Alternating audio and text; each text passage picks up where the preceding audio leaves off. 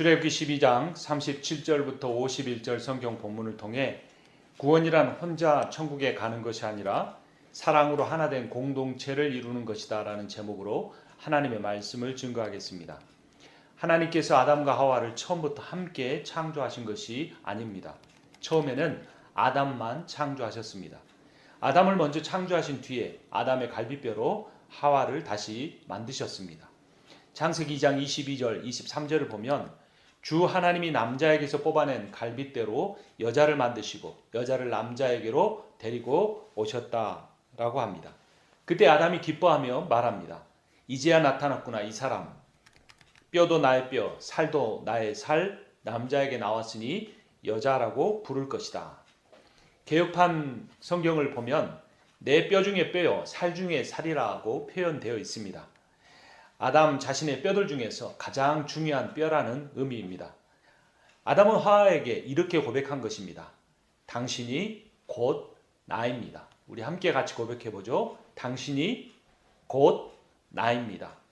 최초의 사랑의 고백입니다. 최고의 사랑의 고백입니다. 사람이 가장 사랑하는 존재가 누구일까요? 바로 자기 자신입니다. 자신에 대해서 가장 관대합니다. 아무리 큰 잘못을 반복적으로 해도 자신에 대해서는 쉽게 용서하는 것이 사람입니다. 아담은 하와를 자신처럼 사랑했습니다. 이것이 하나님이 아담과 하와를 창조하신 목적이었습니다. 그런데 아담과 하와가 선악을 알게 하는 나무의 열매를 따먹는 죄를 짓게 됩니다. 먹지 말라고 한 것을 먹은 것은 겉으로 드러난 죄뿐이었습니다. 그 안에 감추인 죄는 하나 된 것을 나누는 분리의 죄였습니다. 창세기 3장 12절입니다. 그 남자는 핑계를 대었다. 하나님께서 저와 살라고 짝지어 주신 여자, 그 여자가 그 나무의 열매를 저에게 주기에 제가 그것을 먹었습니다. 아담은 자신의 분신이자 자신처럼 사랑하던 하나님과 하와를 동시에 비난했습니다. 이것이 에덴 동산에서 시작된 죄의 본질입니다. 죄의 본질은 하나됨이 깨어진 것이고 사랑이 미움이 된 것입니다. 인간은 동식물과 달리 하나님의 형상을 따라 지음받았습니다. 그러니 곧 하나님을 사랑하는 것이 자신을 사랑하는 것입니다. 인간은 남자와 여자가 원래 하나였습니다. 남자가 여자를, 여자가 남자를 사랑하는 것은 곧 자기 자신을 사랑하는 것입니다. 인간 타락의 본질은 그러므로 사단의 꾀임에 빠져 자신을 사랑하지 못하게 된 것입니다. 누군가를 사랑하려고 하기 전에 먼저 자신을 사랑하십시오. 그런데 이것이 무척 어렵습니다. 하나님께서는 하나됨의 사랑이 회복되기를 바라십니다. 서로 미워하며 살도록 타락하게 만든 이 사탄의 지배 아래서 벗어나기를 하나님은 원하십니다. 우리가 소중한 존재로 창조되었음을 깨닫기를 기다리십니다. 이사야 43장 4절이 우리에게 이 사실을 알려주고 있지 않습니까? 내가 너를 보배롭고 존귀하게 여겨 너를 사랑하였다. 하나님은 여러분을 사랑하십니다. 스바냐 3장 17절을 개역판으로 봅니다. 너의 하나님 여호와가 너의 가운데 계시니 그는 구원을 베푸실 전능자이시라. 그가 너로 말미암아 기쁨을 이기지 못하시며 너를 잠잠히 사랑하시며 너로 말미암아 즐거이 부르며 기뻐하시리로다. 하나님께서 여러분을 기뻐하여 어쩔 줄 몰라 하신다는 사실을 결코 잊지 마시기 바랍니다. 이 놀라운 사랑을 깨달으면 이 세상에 대한 모든 염려가 사라집니다. 두려운 것이 없어집니다. 하나님을 사랑하는 사람이 자신을 사랑할 수 있습니다. 자신을 사랑하는 사람이 다른 사람을 사랑할 수 있습니다. 자신을 사랑하는 사람은 원수까지도 사랑할 수 있습니다. 하나님께서는 아담과 하와의 후손인 우리가 이 사실을 깨닫기 원하십니다.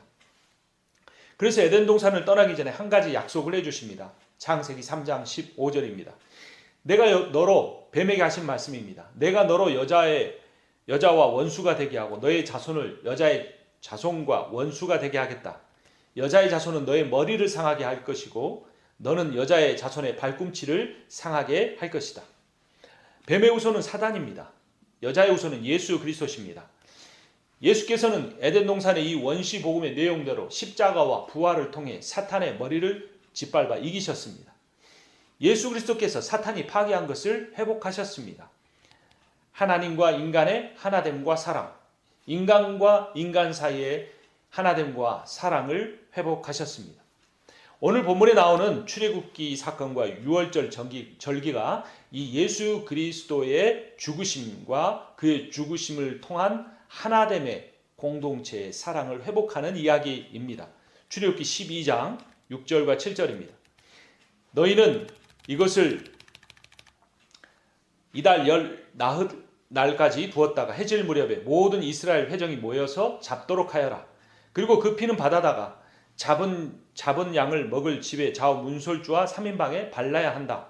문틀에 피를 발랐으면 그것은 너희가 살고 있는 집의 표적이니 내가 이집트 땅을 칠 때 문설주에 피를 바른 집은 그 피를 보고 내가 너희를 치지 않고 넘어갈 터이니 너희는 재앙을 피하여 살아남을 것이라.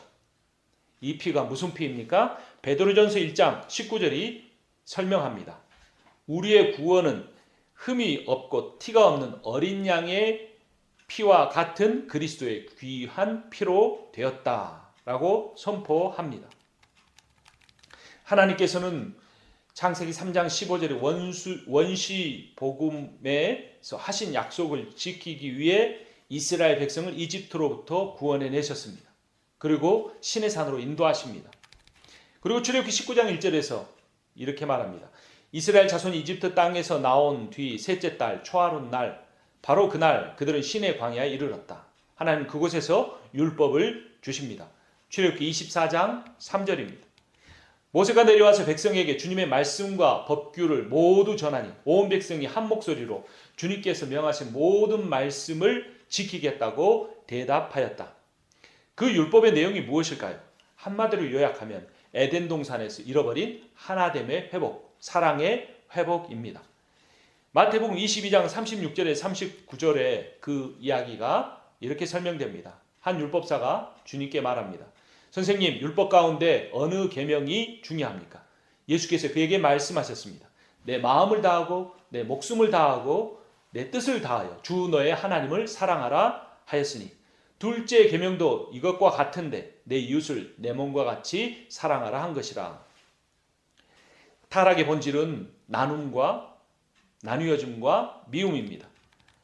반대로 구원의 본질은 한몸됨과 사랑을 회복하는 것입니다. 구원이란 혼자 천국에 가는 것이 아니라 사랑으로 하나 된 공동체를 이루는 것이라는 오늘 설교의 제목과 일치합니다. 사실 천국에 들어간다는 표현은 맞지 않습니다. 우리가 천국에 들어가는 것이 아니라 천국이 우리에게 옵니다. 예수께서 복음서에서 이렇게 선포하셨습니다. 때가 찼다. 하나님의 나라가 가까이 왔다. 회개하여라. 복음을 믿어라. 천국은 장소가 아니라 하나님의 다스림입니다. 천국은 에덴 동산에서 아담과 하와가 잃어버린 사랑과 하나됨의 공동체를 회복하는 것입니다. 천국은 특정한 장소가 아닙니다. 사랑과 하나됨의 상태를 회복하는 것입니다. 이스라엘이 왜 이집트를 떠나야 했을까요? 그 땅이 토질이 안 좋았을까요? 풍수지리에 잘 안 맞았을까요? 아닙니다. 그 땅에는 폭력과 억압과 살인과 착취가 있었기 때문입니다. 출애굽기의 제목이 원래는 출애굽기가 아닙니다. 히브리어 원서에 보면 이름들이라고 되어 있습니다. 이집트에서 가나안으로 나아가는 과정이 중요한 것이 아니라 미움과 분리가 가득한 이집트 땅에서 하나됨과 사랑의 공동체를 이루기 위한 하나님의 다스림이 그들에게 임했다는 것이 중요한 것입니다. 하나님의 나라는 섬김으로 하나가 되는 공동체입니다. 하나님 나라는 서로 지배하려는, 비교하는, 경쟁하는 나라가 아닙니다. 피차 복종하고 섬기는 나라입니다. 이 사실을 예수님께서는 마가복음 10장 43절 44절에서 이렇게 분명히 선포하셨습니다. 너희 가운데서 누구든지 위대하게 되고자 하는 자는 너희를 섬기는 자가 되어야 하고 너희 가운데 누구든지 으뜸이 되고자 하는 사람은 모든 사람의 종이 되어야 한다. 이 시대에 누가 종이 되기를 원합니까? 주인이 되기를 원합니다. 이 시대에 누가 섬기는 사람이 되기를 원합니까? 모두 다 위대하게 되려고 합니다. 그러나 예수 그리스도께서 선포하신 복음은 에덴 동산에서 하나님이 창조하신 그 인간의 원형은 섬기는 자이고 종이 되어서 사랑하고 섬기는 공동체를 만드는 데에 있습니다. 구원이란 혼자 믿어 천국 가는 것이 아니고 사랑으로 하나 된 공동체를 이루는 것이기 때문입니다. 사랑으로 하나 되기 위해서 우리에게 꼭 필요한 것이 있습니다. 그것은 피차 복종하는 것입니다. 에베소서 6장에 보면 아내에게 남편에게 복종하라고 합니다. 근데 그 앞에 구절 에베소서 5장 21절을 보면 이런 말씀이 있습니다. 그리스도를 경외함으로 피차 복종하라. 아내만 남편에게 복종하는 것이 아니라 그 말이 맞다면 남편도 아내에게 복종해야 합니다.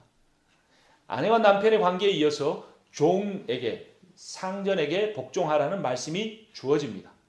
종만 상전에게 복종하는 것이 아니라 종의 말이 맞다면 주인도 종의 말에 복종할 수 있어야 합니다. 이것이 복음의 핵심입니다. 이것이 사랑으로 하나 된 공동체를 이루는 비결입니다. 예수 그리스도마저도 하늘 보좌를 버리고 이 땅에 오신 예수님마저도 갈릴리 바다에서 고기를 잡는 천박한 자신의 제자들을 섬기셨습니다. 섬김을 통해서만 신분의 차이와 빈부의 차이와 그 모든 차이가 극복될 수 있습니다. 이집트 사람들이 이스라엘 사람들이 이집트에서 어떤 신분이었습니까? 노예 신분이었습니다. 그들은 하비루라고 불리었습니다. 노예 중에서도 하비루는 국경을 넘나들던 오늘날로 말하면 집시와 같은 사람들이었습니다. 가축을 쳤습니다. 가축을 치는 일은 이집트 사람이 가장 경멸하는 일이었습니다. 그런데도 불구하고 하나님은 이집트에서 자신의 하나님 나라를 구원할 사람을 학자도 아닌 부자도 아닌 귀족도 아닌 천한 하비루들로 채우셨습니다.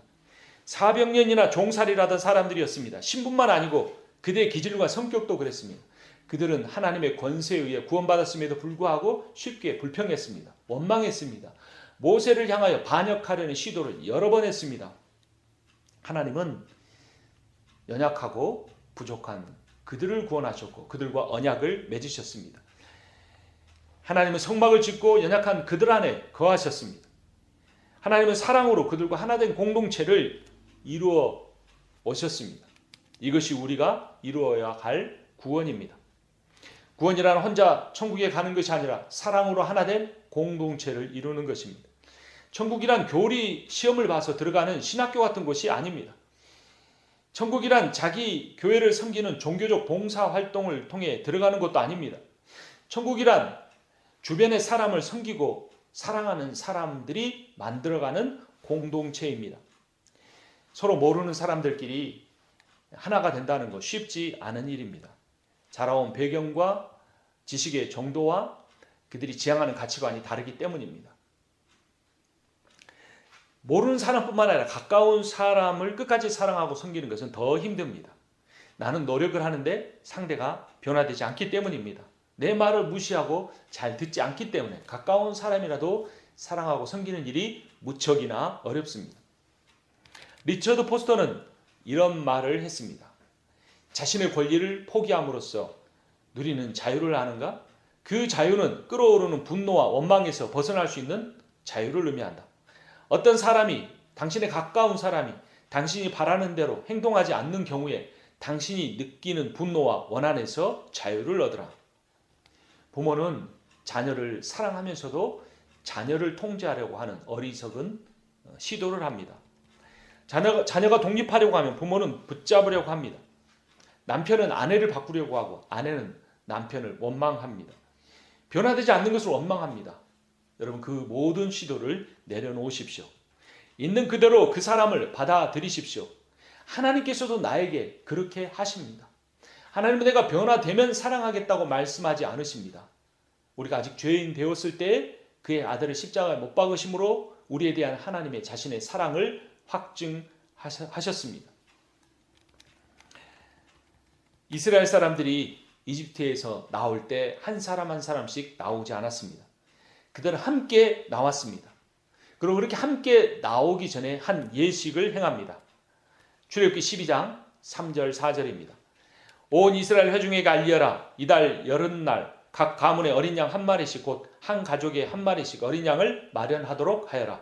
한 가족의 식구수가 너무 적어서 양 한 마리를 다 먹을 수 없으면 한 사람이 먹을 분량을 계산하여 가까운 이웃에서 그만큼 사람을 더 불러다가 함께 먹도록 하여라.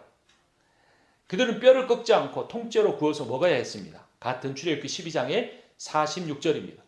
어느 집이든지 고기는 한 집에서 먹어야 하며 그 고기를 조금이라도 집 바깥으로 가지고 나가서는 안 된다. 뼈는 하나라도 꺾어서는 안 된다. 이집트에서 탈출하기도 힘든데 웬 양을 잡아먹고 있었던 걸까요? 하나됨을 경험하기 위함이었습니다. 뼈를 꺾지 않고 양을 구워 먹는 것은 하나된 공동체임을 강조합니다. 여러분, 이집트를 나온 이스라엘 사람을 포함한 그 모든 사람의 인원이 얼마나 됐을까요? 장정만 60만 명입니다. 그들의 아내와 자녀들까지 합하면 거의 200만에 가까운 어마어마한 인구였습니다. 이들이 하나의 공동체가 된다는 것은 쉬운 일이 아니었습니다. 그 많은 사람을 하나로 묶어주는 것이 바로 어린 양의 죽음이었습니다. 그의 양의 희생이 그들을 하나로 만들었습니다. 양을 한 마리를 잡아 먹으면서 한 공동체임을 느꼈고 그 양의 피를 그 문솔지에 바름으로써 결국 인간은 자신의 죄를 죽음으로써밖에 갚을 수 없다는 사실을 깨달아 했습니다. 죽어야 할 자신들을 용서하기 위하여 양의 피를 바르신 하나님께서 결국은 아들의 피를 흘려 우리를 구원해 주지 않으셨습니까? 놀랍게도 예수 그리스도께서는 십자가에 못 박히시기 전날 떡을 나누어 주며 유월절 만찬을 행하며 이런 말씀을 하십니다. 누가복음 22장 19절입니다. 예수께서는 또 빵을 들어서 감사를 드리신 다음에 제자들에게 떼어서 그들에게 주시고 말씀하셨다. 이것은 너희를 위하여 주는 내 몸이다. 이것을 행하여 나를 기억하여라. 한 몸이라는 것입니다.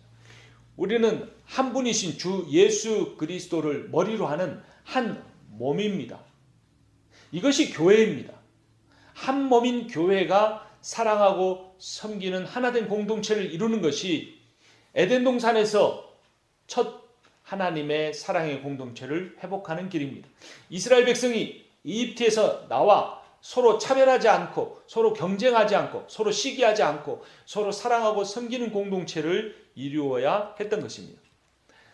자신의 한 몸을 서로 나누라는 말씀을 하신 뒤에 예수님은 새 계명을 주십니다. 요한복음 13장 34절입니다. 이제 나는 너에게 새 계명을 준다. 서로 사랑하여라. 내가 너희를 사랑한 것 같이 너희도 서로 사랑하여라. 구원이란 자아의 추구의 삶에서 벗어나 해방이 되어 타인과 하나된 공동체를 이루는 것입니다. 그리고 이 하나가 되기 위해서 자기 부인을 해야 합니다. 예수 그리스도께서 마태복음 16장 24절에서 너희 중에 누구든지 나를 따라오려거든 날마다 자기를 부인하고 자기 십자가를 지고 나를 따르라고 하신 말씀입니다. 자기 부인은 자기 멸시와는 다릅니다. 자기 멸시는 자기가 아무것도 가치가 없는 존재라고 생각하는 겁니다. 그러나 자기 부인은 옛사람은 예수 그리스도의 십자가와 함께 죽이되 그러할 때 예수 그리스도의 희생과 사랑을 통해 새 사람을 받습니다. 이 사람은 처음 창조된 아담에게 있었던 하나님의 형상의 원형입니다. 자기 부인을 할 때 받은 이 새 사람에 대해서는 경멸하지 않고 보배롭고 존귀한 존재로 여기면서 살 수 있게 됩니다. 그러므로 자기 부인은 자기를 경멸하는 것이 아니라 열등감 속에 살아가는 것이 아니라 내가 예수 그리스도 안에 거할 때 예수와 함께 죽을 때 예수와 함께 다시 살아나 무한한 가치를 가진 존재로서 살아갈 수 있다고 믿는 믿음입니다. 그러한 믿음을 가진 사람만이 자기 부인을 할 수 있는 겁니다. 자기를 십자가에 매달 수 있는 것입니다. 그러한 사람만이 다른 사람을 나보다 낫게 여기며 그들을 사랑하며 섬길 수 있게 됩니다. 사람의 행복이 어디에 있을까요? 대부분의 현대인들은 내가 원하는 것을 가질 때 행복해질 수 있다고 오해합니다. 근데 그것을 가져도 행복하지 않을 때 또 다른 무엇인가를 가지려고 합니다. 더 많이 가지려고 합니다. 그러나 행복은 찾아오지 않게 되고 행복에 대한 갈증 속에 인간은 죽어갑니다. 사람의 행복은 어디에 있을까요? 그것은 바로 사랑받고 사랑하는 공동체 안에 거할 때입니다. 오늘날 한국교회와 한인교회 공동체 안에는 이러한 사랑이 있습니까? 저희 교회는 작은 교회인데 그러한 사랑이 있을까요? 그 사실을 우리가 돌아봐야 합니다. 내 개인의 삶에만 매달리는 것이 아니라 내 주변에 있는 사람들과 소통할 수 있으며 내 주변에 있는 사람과 아픔을 나눌 수 있으며 내 주변에 있는 사람에게 죄를 고백할 수 있으며 내 주변에 있는 사람들과 예수 그리스도를 통하여 부어주신 하나님의 사랑을 나누며 살 수 있느냐에 따라 우리의 행복을 얻을 수 있느냐 없느냐의 삶이 결정됩니다. 우리 교회의 정체성과 존재의 목적도 바로 여기에 있습니다. 우리 교회의 정체성은 두 가지입니다. 하나는 교회 안에 있는 구성원이 먼저 사랑하며 섬기는 것입니다. 서두를 필요는 없습니다. 시간이 필요합니다. 우리는 서로의 삶에 관심을 가져야 합니다. 서로의 아픔에 대해 우리가 들어줄 수 있어야 합니다. 서로의 기쁨을 나의 기쁨으로 생각하며 함께 기뻐할 수 있어야 합니다. 또 다른 하나의 비전은 우리 교회가 작지만 이웃을 사랑하며 섬기는 것입니다. 이를 위해 작은 교회지만 선교를 시작했으면 합니다. 사람을 세웠으면 합니다. 특별히 어려운 나라의 어린이들을 도왔으면 합니다. 돈도 보내지만 돈만 보내는 것이 아니라 그 아이를 위해서 기도해주고 만나고 사랑을 표현했으면 합니다. 처음에는 한 사람을 지원하는 데서 시작하지만 차츰 늘려가면 좋겠습니다. 한 가정이 한 어린아이씩 맡을 수도 있겠습니다. 주님께서는 어린아이와 같지 않으면 천국에 갈 수 없다고 했습니다. 모든 사람이 그 말씀에 아멘합니다. 그런데 부자 나라의 어른들이 사용하는 유명 브랜드의 상품이 가난한 나라의 어린이의 값싼 노동력으로 만들어지는 경우가 많음을 여러분은 아십니까? 부자 나라의 크리스천 부모들이 자기 자녀들을 그런 유명 브랜드의 상품을 만드는 글로벌 회사에 들어가게 하는 것이 꿈입니다. 그런 회사에 들어가지 말라는 것이 아닙니다. 그럼 우리의 삶의 궁극적인 목적은 이 세상의 부자 나라와 가난한 자의 나라가 따로 있는 것이 아니라 내가 부자 나라에 속해 있다면 그것을 하나님 앞에 감사하며 가난한 나라를 돕는 것이 하나님 나라를 만들어가는 일이라는 것입니다. 크리스천은 자신의 개인적인 꿈과 소망만 아니라 국가와 국가 간의 사회적 경제적 관계가 어떤지를 보는 눈을 가지고 있어야 됩니다. 빈익빈 부익부가 심해지는 세상을 보며 믿음 있는 사람이 더 큰 부자가 될 수 있다는 그 세상의 가치관을 하나님의 비전이고 꿈이라고 말해서는 안 됩니다. 여러분, 믿음이 무엇입니까? 예수 그리스도와 창조주 하나님이 계신다는 존재론적인 인정이 믿음의 전부가 아닙니다. 믿음이란 우리가 따르고자 하는 예수 그리스도의 말씀을 믿는 겁니다. 말씀을 믿으려면 그 말씀의 내용이 무엇인 줄 알아야 합니다. 그러나 오늘날 많은 그리스도인들이 성경이 무엇을 말하고 있는 기본적인 내용을 알지 못합니다. 그리고 그 내용들이 우리에게 주는 메시지가 무엇인지 알지 못합니다. 물론 일주일간의 삶이 얼마나 피곤하고 힘이 듭니까? 그러나 우리의 삶의 목적은 일에도 있지만 그 일을 통하여 궁극적으로 하나님이 원하시는 삶을 순종하는 데에 있습니다. 우리 그리스도인은 우리와 우리의 자녀들이 이 세상의 구조적인 악이 주는 고통으로부터 가난한 사람과 병든 사람과 억압을 당하는 사람들을 고쳐주고 세워주고 사랑하며 섬기는 세상을 만들어야 된다는 가치관과 세계관과 직업관을 가져야 합니다. 가난한 나라의 자녀들도 사랑하고 잘 자라도록 돕는 일을 같이 함께 하기를 원합니다. 이 일이 처음에는 겨자씨처럼 아주 작은 씨앗이지만 나중에는 큰 나무가 될 것입니다. 그리고 큰 나무 그늘 아래 아이들이 새들처럼 와서 안식과 사랑을 누리게 될 것입니다. 선교단체도 도왔으면 합니다. 여러분, 개인 선교사가 어느 나라에 가서 사역을 하는 것이 쉽지 않습니다. 그 방법도 가능한 일입니다. 좋은 일입니다. 하지만 전문적인 선교단체가 팀워크와 신학적 비전을 가지고 일하는 것이 훨씬 더 바람직합니다. 선교에 대한 신학적 비전이 없이 파송 선교사의 수를 늘려가고 선교하는 금액을 연초에 작정하고 그 금액을 맞추는 것이 선교의 전부라고 생각해서는 안 됩니다. 선교하는 국가가 늘어간다고 해서 하나님 나라가 늘어간다고 오해해서도 안 됩니다. 이것은 재정적으로만 아니라 영적으로나 인력적으로나 다 효율적이지 못합니다. 이러한 방식의 선교는 개교회의 선교 업적을 드러내고 교인들이 선교의 물질과 기도로 참여한다는 자부심은 많이 줄 수 있습니다. 하지만 투입된 재정과 선교사 수에 비해 선교적 생태계를 구성하고 체계적인 열매를 거두는 데에는 매우 취약합니다. 교회보다는 선교단체가 선교에 더 전문적입니다. 그래서 저희 교회는 작지만 성경적인 복음 전파를 위해 수고하는 선교단체와 협력하고 그 단체를 재정적으로 조금이나마 함께 돕고 우리의 개교의 이름은 감추고 하나님 나라가 확장되는 데 힘을 쏟기를 원합니다. 구원이란 혼자 천국에 가는 것이 아니라 사랑으로 하나 된 공동체를 이루어 가는 것입니다. 이스라엘 백성이 다른 민족과 함께 이집트를 떠나 광야로 나가 사랑으로 하나 된 공동체를 이루는 것처럼 성김의 교회도 혼자 천국에 가는 교인들이 모인 자리가 아니라 사랑으로 하나 된 공동체를 이루어가는 그러한 교회가 되기를 원합니다. 그러나 세상을 바꾸려 하지 않고 우리 교회를 바꾸어 가기를 원합니다. 다른 사람을 바꾸려고 하지 않고 자기 자신을 바꾸어가는 교회가 되기를 원합니다. 그것을 위해서 어린 생명을 개인적인 그 어린아이를 우리가 교회가 함께 하나가 되어서 섬기고 선교단체를 함께 도와가기를 원합니다. 이러한 비전을 이루시는 여러분과 제가 되기를 주님의 이름으로 축원합니다.